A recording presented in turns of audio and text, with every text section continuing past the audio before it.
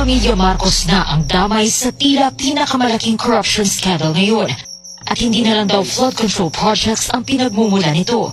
Sa isa na namang panibagong video ni former House Appropriations Chair at resigned ako Bicol Party List Representative Zaldico, ididetalya naman ito ang kinalaman ni First Lady Liza Araneta Marcos sa umano'y importasyon at overpricing ng sibuyas sa bansa. Ani ko, hawak daw ng kapatid ni First Lady na si Martin Araneta ang mga kita mula sa importasyon ng sibuyas. Kung matatanda ninyo, noong 2022, nagkaroon po ng investigasyon sa Kamara na pinangungunahan ni Congressman Toto Swansing dahil sobrang taas ng presyo ng sibuyas. Umabot ng 600 pesos kada kilo. Gayong dapat ay nasa 80 pesos lang. Doon lumabas ang pangalan ni Martin Araneta bilang isa sa mga nasa likod ng kontrol sa importasyon ng sibuyas. Pero hindi po natuloy ang investigasyon.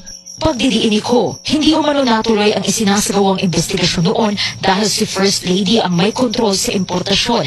At may kinalaman din umano dito si dating House Speaker Martin Romualdez. Ang sabi ni Speaker, tinawagan daw siya ni First Lady Liza Marcos at ipinapatigil ang investigasyon. Kaya walang natuloy at walang naparusahan. Ganito rin daw ang nangyari sa pag-aangkat ng bigas sa bansa.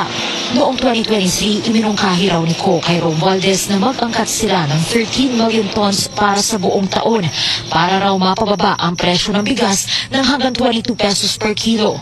Pero hindi raw ito inaprubahan ni President Bongbong Marcos. Kaya ninais na raw niyang makausap sina DA Secretary Francisco Chu Laurel at former Finance Secretary at ngayon Executive Secretary Ralph Recto.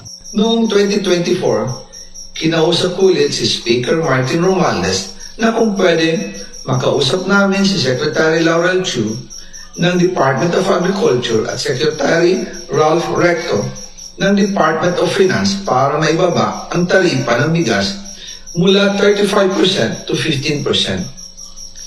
Sinabi ko kay Speaker Martin Romualdez na kung pababayaan natin ang patuloy ng pagtaas ng presyo ng bigas at umabot ito sa 60 pesos kada kilo, siguradong magagalit na ang taong bayan. Posibleng magrevolusyon na ang mga tao at tiyak na maapektuhan dito ang mga kandidato ng administrasyon sa 2025 elections. Ayon kay Co, nangyari raw ang nasabing pagpupulong na inabot daw ng hanggang alas 2 ng umaga. Pero dahil di rin bumaba ang presyo ng bigas matapos ang ilang buwan, iminungkahi na ang investigasyon sa ilalim ng House Quinta Committee na pinahintulin umano ni Chu Laurel. Habang iniimbestiga nito ng Quinta Committee na pinamumunuan ni Congressman Joey Salceda, bigla na lang itong pinahinto ni Secretary Kiko Laurel Chu matapos niyang ipakita ang isang confidential report. Nakasaad dito na si First Lady Liza Marcos mismo ang may hawak sa mga rice importers. Ayon kay Secretary Laurel, maaapektuhan daw ang First Lady kung itutuloy ang investigasyon dahil kasama raw nila sa Vietnam visit ang ilang importer ng bigas at nag-dinner pa raw sila roon. Tumawag rin umano kay Co sina Romualdez at House Majority Leader Sandro Marcos para iutos ang pagpapatigil sa mga investigasyon patungkol sa rice smuggling anomaly. Magkasama kami ni Speaker Martin Romualdez nang tumawag si Congressman Sandro Marcos.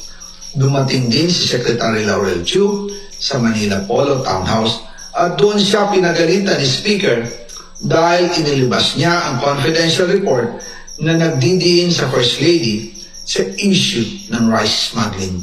Agad namang pinabulaanan ni Chu Laurel ang mga akusasyon ni Co. Anya, it's a script na pwedeng pan-Netflix. At ang totoo lang daw sa mga sinabi ni Co ay ang pag-uusap na ibaba na ang rice tariff.